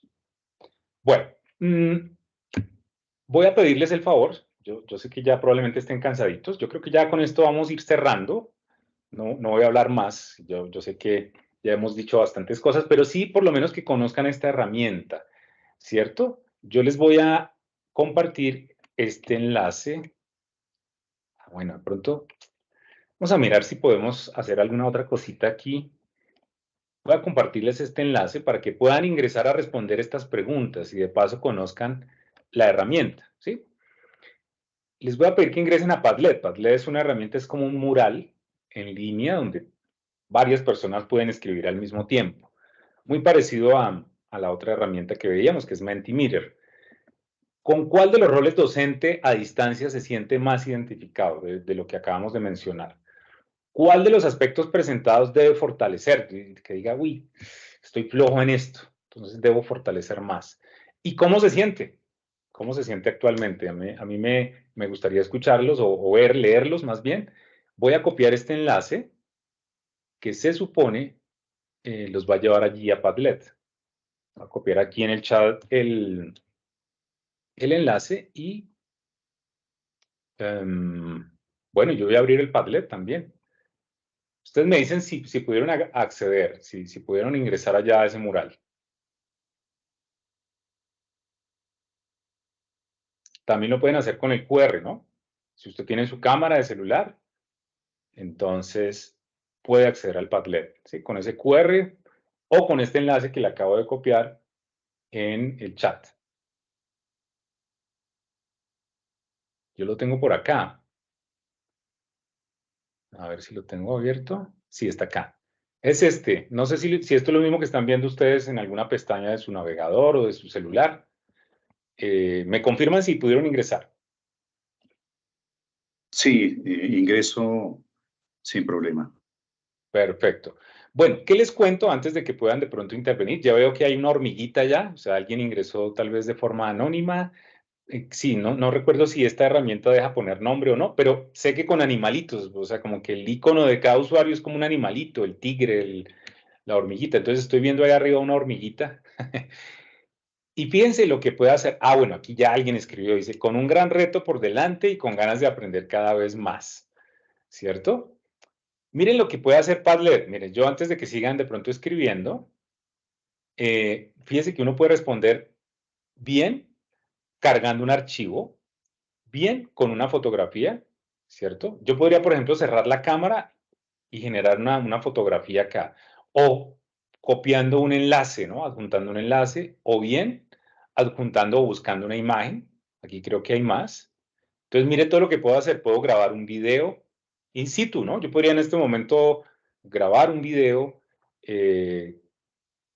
grabar un sonido, poner un video de YouTube, ¿sí? Alguien quiere ver videos de YouTube de alguna cosa, entonces los puede poner ahí, ¿cierto? Todo este tipo de cosas puede hacer Padlet. Entonces, es una herramienta bastante útil, bastante, y muy fácil de manejar. Veo que ya contestaron o ya han venido contestando cosas. Entonces, dice que con cuál de los roles de docente a distancia se siente más identificado. Alguien contestó como gestor. ¡Qué bien! Por aquí alguien más dice, con ansias de aprender el manejo de herramientas y mejorar mis fortalezas en la docencia y más a distancia. Alguien más escribe que como asesor. Alguien más como facilitador y orientador para fortalecer el pensamiento crítico, ¿cierto? Entonces, si quieren ensayar, ensayen, no solamente con texto, se puede hacer, se pueden poner imágenes, se pueden poner audios, se pueden poner videos. Dice aquí que cuál de los aspectos presentados de fortalecer, entonces alguien dice que las herramientas TIC, ¿cierto? Entonces, claro, seguramente hay que de pronto pensar en ir buscando herramientas, o nos van preguntando y vamos recomendándoles herramientas. Por aquí dice que redes sociales y tecnologías de información son aspectos en los que hay que fortalecer. Muy bien. Fíjense que esto es trabajo colaborativo, ¿no? Entonces aquí las personas pueden ver las ideas de otras personas, se pueden hacer, por ejemplo, alguna vez alguien me comentó que se hizo una exposición de manera sincrónica. Entonces, el profesor, ¿qué le pidió a los estudiantes? Que grabaran un video de 5 o 10 minutos haciendo la síntesis del tema que les correspondía y al final en un Padlet, ¿sí? El Padlet permite subir videos. Entonces, se compartieron los videos de YouTube y los demás participantes, creo que aquí uno le puede configurar para calificar o para poner alguna valoración o por lo menos para comentar. Permitió eso, ese tipo de ejercicio, un trabajo, digamos, de construcción colectiva, donde los demás pudieron opinar sobre el trabajo, la producción final que hizo cada quien. Entonces, ese es el tipo de cosas que promueven las tecnologías, ¿no? Poder, digamos, hacer un cambio en el rol. Muy bien.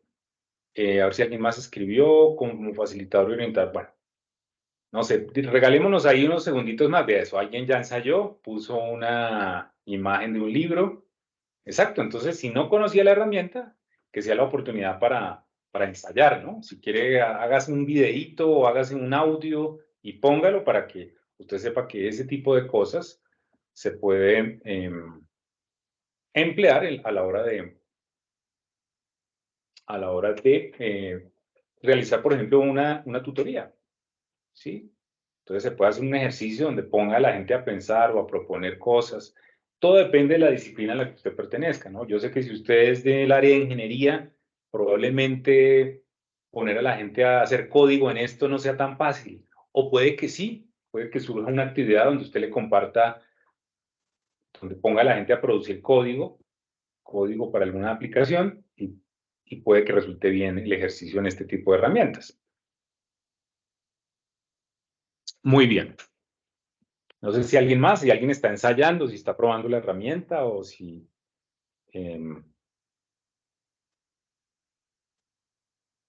ha tenido alguna dificultad, todos pudieron usarla, ya la conocían. Yo me imagino que los profes más antiguos, profe Nieves, conocías esta herramienta. Me imagino que sí, el Padlet sí es conocidísimo.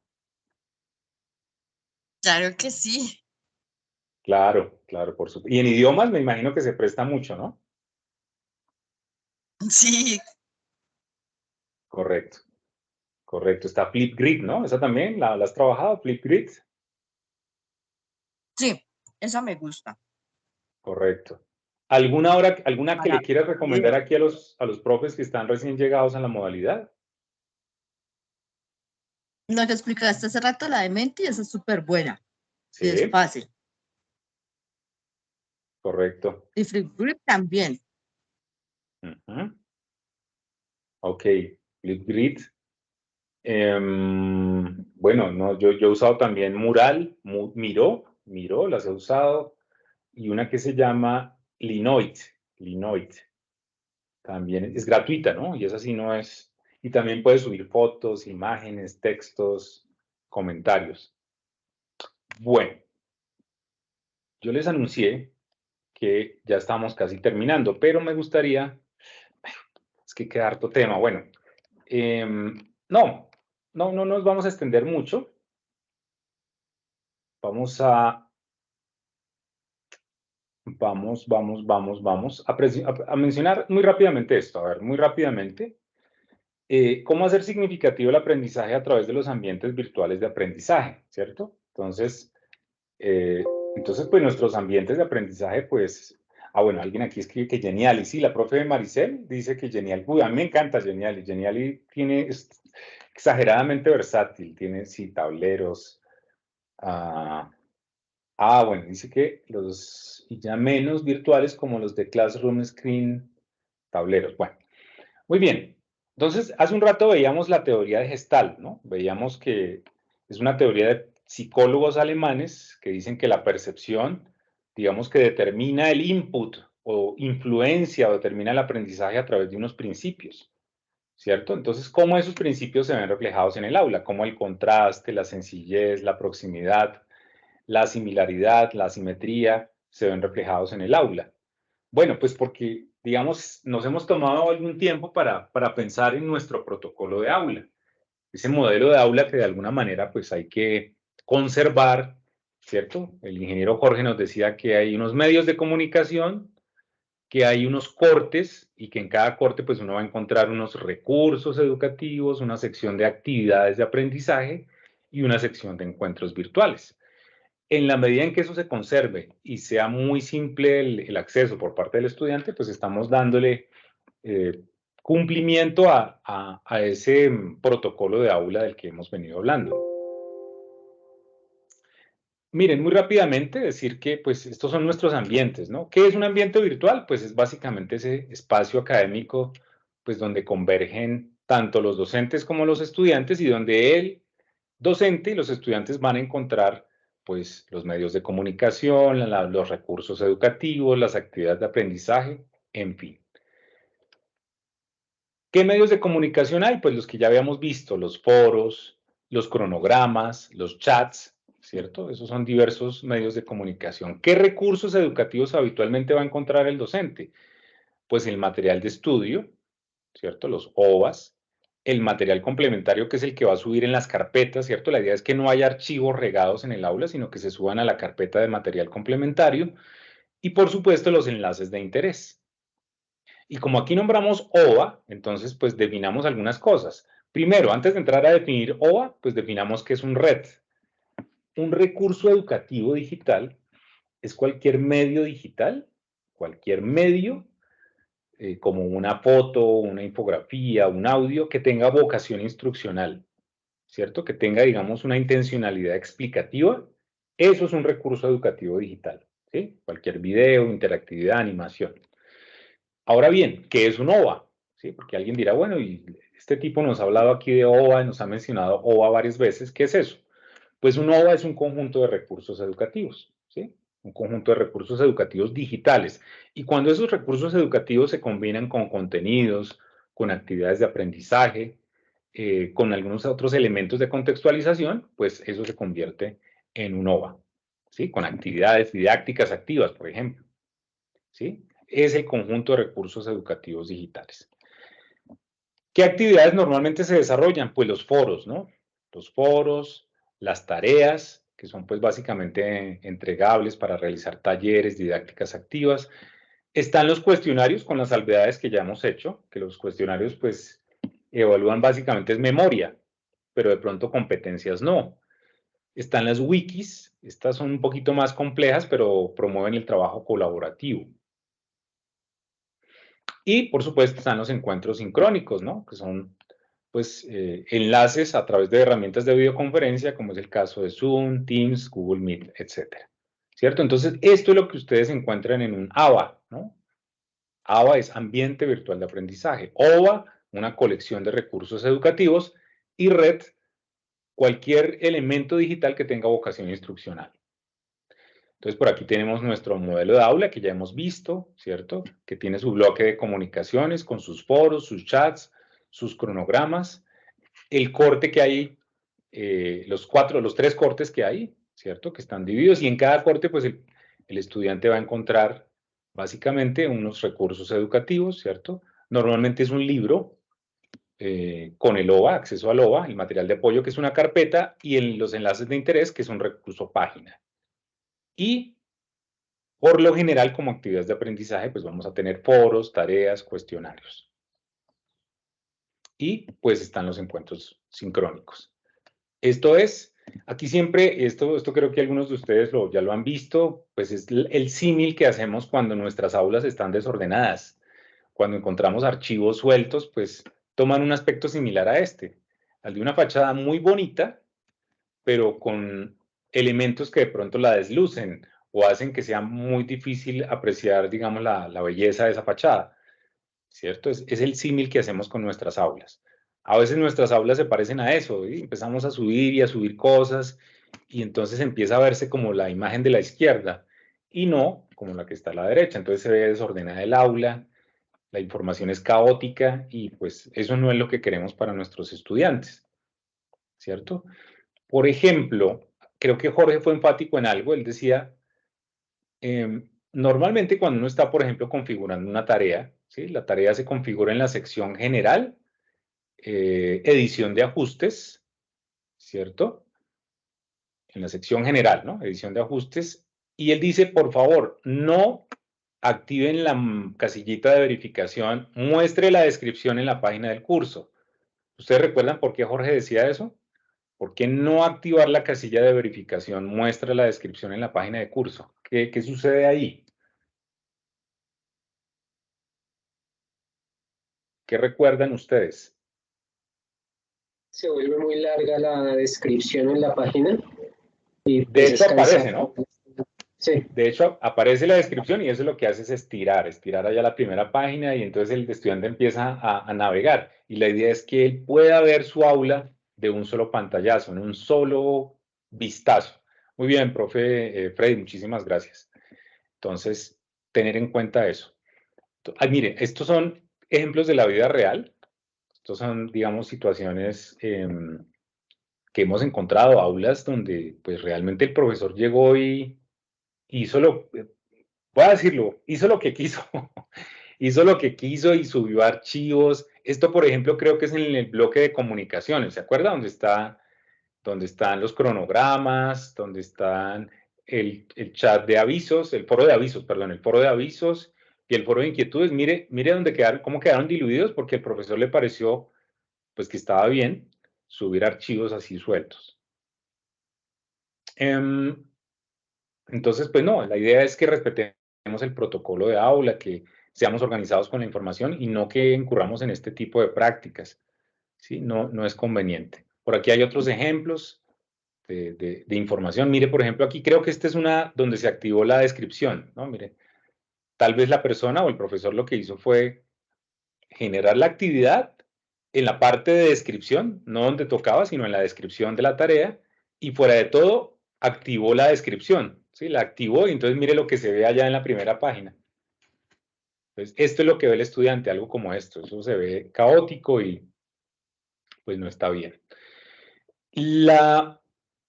Aquí también hablamos en su momento del contenido programático, asegurar que en su aula tenga el contenido programático, la guía didáctica, ¿cierto? La guía de aprendizaje o guía didáctica es lo mismo, ¿sí? Guía didáctica o guía de aprendizaje.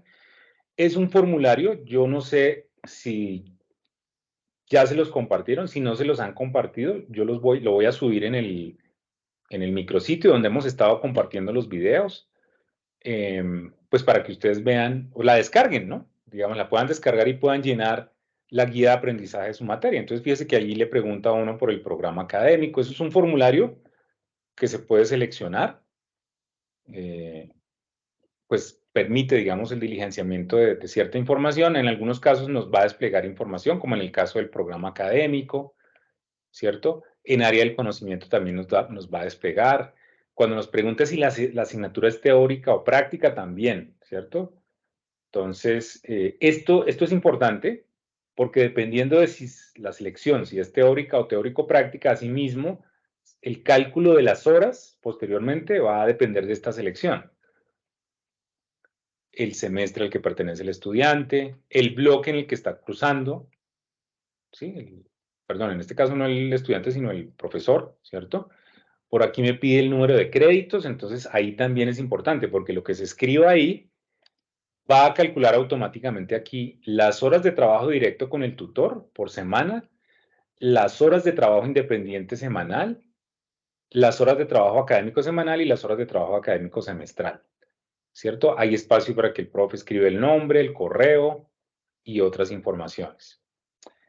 Cuando la asignatura es teórica, un crédito que tiene 48 horas tiene una relación de 1 a 4 respecto de trabajo directo con el tutor con relación al trabajo independiente del estudiante. Entonces, si la relación es de 1 a 4, ¿qué quiere decir esto? Que pues el crédito hay que dividirlo en 5 partecitas iguales, ¿sí? 1 a 4, ¿no? Una partecita es trabajo directo con el tutor y las otras 4 partes son trabajo independiente, ¿cierto? Entonces, aquí, en un crédito de 48 horas, haciendo uso de esta fracción, pues las horas de trabajo con el tutor van a ser de 9.6, mientras que las horas de trabajo independiente van a ser de 38.4. O como se ve aquí en la tabla de la derecha, ¿cierto? Hay por cada hora de trabajo con el tutor, pues hay 4 horas de trabajo independiente. O por cada 2 horas de trabajo con el tutor hay 8 horas y así sucesivamente, atendiendo esta relación de 1 a 4, ¿sí? Que es el caso de las asignaturas teóricas. Entonces, asimismo se hacen unos cálculos, esto pues no lo deberían saber ustedes, eso lo calcula la guía didáctica, eso ya está implícito allí, entonces pues se hacen el cálculo de esas horas, lo hace haciendo uso de esos factores. Como veíamos, aquí el factor es 1/5 para el trabajo directo con el tutor y 4/5 para el trabajo independiente. Entonces, fíjese que aquí, para el cálculo de las horas tutor semana, pues se utilizó ese factor, 1/5, ¿no? Número de créditos por 48 por 1/5 dividido entre 9. No sé si alguien se atreva a decirme por qué ese 9. ¿Ese 9 de dónde sale? Horas tutor semana se está dividiendo entre 9. No sé si a alguien se le ocurra.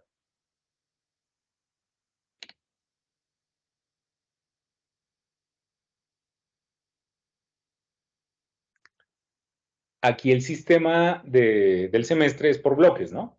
Pues hay 2 bloquecitos y cada bloque tiene una duración de 9 semanas aproximadamente. Entonces, este 9 sale de ahí, ¿cierto? Ese 9 es de las 9 semanas de cada bloque. ¿Sí? No se preocupen que esto no tiene que comprenderlo plenamente. Esto es simplemente una manera de mostrar cómo se calculan las horas. Dice por aquí la profe Maricel, ¿me podría por favor compartir el formato de chat de preguntas de los estudiantes? Gracias. Eso me perdí. Por favor, compartir el formato del chat de preguntas. ¿Ese cuál es? De mi profe, no, ahí no te entendí, me disculpo. Y de paso, mientras la profe va preguntando, yo les voy a copiar el formulario para la asistencia. Les agradezco que vayamos diligenciando.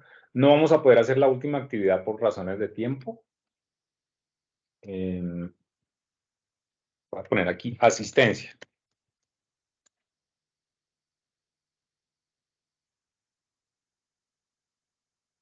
Ahí está. Profe Maricel, no sé si puedes de pronto aclararme la pregunta. Qué pena.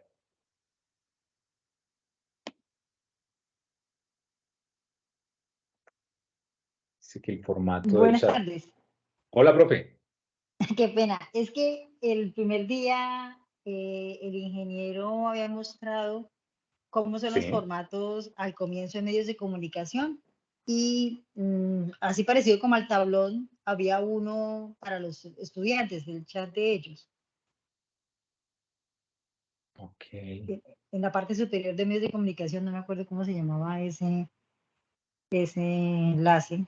Tiene una imagen ahí con un muchacho y es para que puedan hacer los muchachos las preguntas.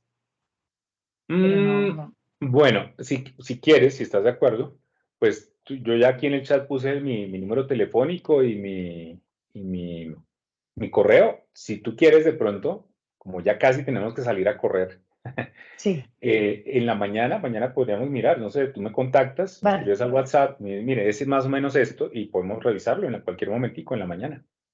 Listo, ingeniero, muchas gracias. No, con el mayor gusto, para eso estamos. Ahí está ay, yo no sé si eso fue lo que compartí, si no, ahí está el formulario de la asistencia, por favor, para que la registren. ¿En qué estábamos? Bueno, presentando esto. Sí, lo mismo para el caso de las asignaturas teórico-prácticas, ¿cierto? Entonces, en el caso de las asignaturas teórico-prácticas, la relación que hay entre el trabajo directo con el tutor y el trabajo independiente del estudiante es de 1 a 3. Entonces, si la relación es de 1 a 3, el crédito, o sea, el bloquecito del crédito hay que dividirlo en 4 partes, ¿no? Una parte de esas es el trabajo directo y las otras tres, pues es el trabajo independiente. ¿Cierto? Entonces, claro, se generan estas fracciones 1/4 y 3/4. ¿Cierto? Entonces, del crédito de 48 horas, el trabajo directo con el tutor serían 12 horas y las horas de trabajo independiente 36. O como lo está mostrando la tabla aquí a la derecha. Por cada hora de trabajo con el tutor son 3 horas de trabajo independiente. 2, 6, 3, 9 y así sucesivamente. Por ejemplo, en el caso de 12 horas de trabajo con el tutor serían 36 de trabajo independiente. Obvio, esta es la pretensión, esto es lo que se espera que suceda idealmente, pero pues no siempre pasa. Por aquí los cálculos, ¿no? Esos cálculos que hace la guía de aprendizaje. Entonces la idea es que, pues bueno, eso para ustedes es transparente, no es necesario. La guía de aprendizaje, pues es básicamente una guía para el planeamiento de las actividades.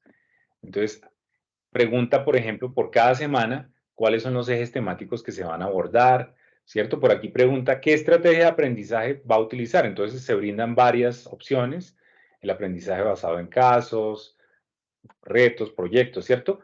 En esta columna, en estrategia de aprendizaje, pero en actividad en ABA, entonces, ¿cómo es la concreción de esa actividad? ¿O a través de qué herramienta lo está haciendo? Entonces le pregunta si es con un cuestionario, con un foro, con un glosario, con un taller, en fin. Y el tipo de entrega, si es una entrega colaborativa, individual o si es mixta. Entonces, eso usted debe decirlo, ¿no? Lo debe diligenciar. Ese es el documento de la guía de aprendizaje. Yo la tengo por aquí a la mano, pero igual se las voy a copiar al correo o la subo en el micrositio para que ustedes la descarguen.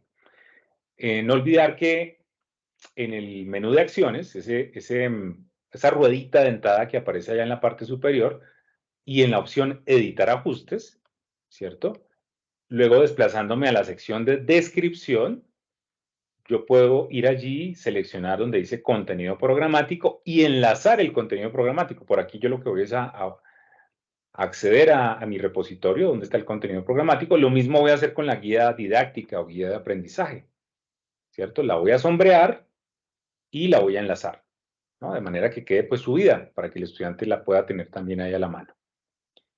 Finalmente, estos son como unas recomendaciones de lo que serían el número de encuentros sincrónicos dependiendo de los créditos de cada asignatura, ¿cierto? Son recomendaciones y esto pues yo no quiero que lo tomen pues como que es que Edgar dijo y es que no, son sugerencias, son recomendaciones dependiendo del número de créditos, ¿no? Entonces, si la asignatura es de 2 créditos, pues por cada corte debería haber un encuentro sincrónico.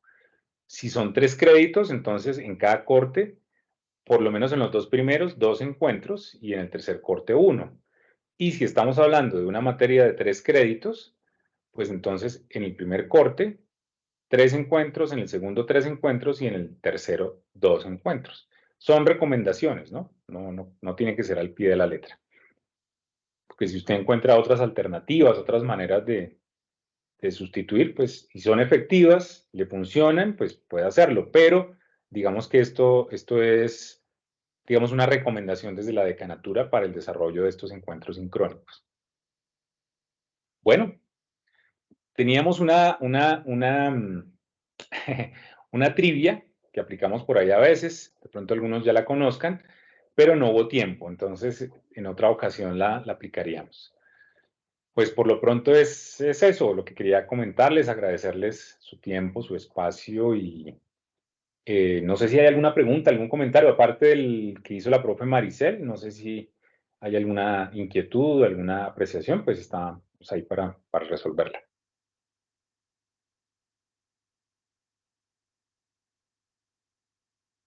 Ingeniero Edgar, Sí, señor. mencionaba usted los administradores de aulas.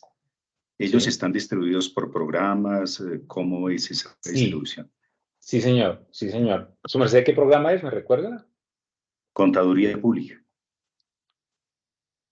Bueno, yo le cuento que hay 3 funcionarios destinados a la administración de aula. Uno es el ingeniero Jorge Rodríguez, el ingeniero Okay. César Cruz y la señora, ella es Amanda Quintero. Yo no estoy seguro si Amanda es la persona que se encarga de contaduría. En este momento usted me poncha qué programas tienen cada uno, pero sí están distribuidos. Ellos están distribuidos. Si usted me lo permite, yo le averiguo en la mañana y le tengo el dato. Muy amable. Ingeniero, gracias. No, señor, con el mayor gusto. Sí es correcto lo que está haciendo. O sea, están distribuidos por cada uno de ellos. Ellos son los encargados por ciertos programas. Ok, gracias. No sé si hay alguna otra pregunta, algún otro comentario.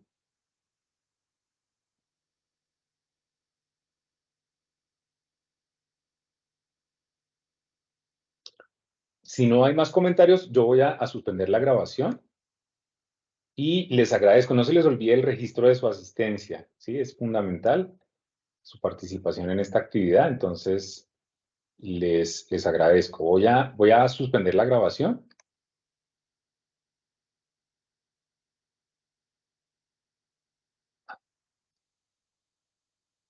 Detener, listo. Listo, ya tenemos.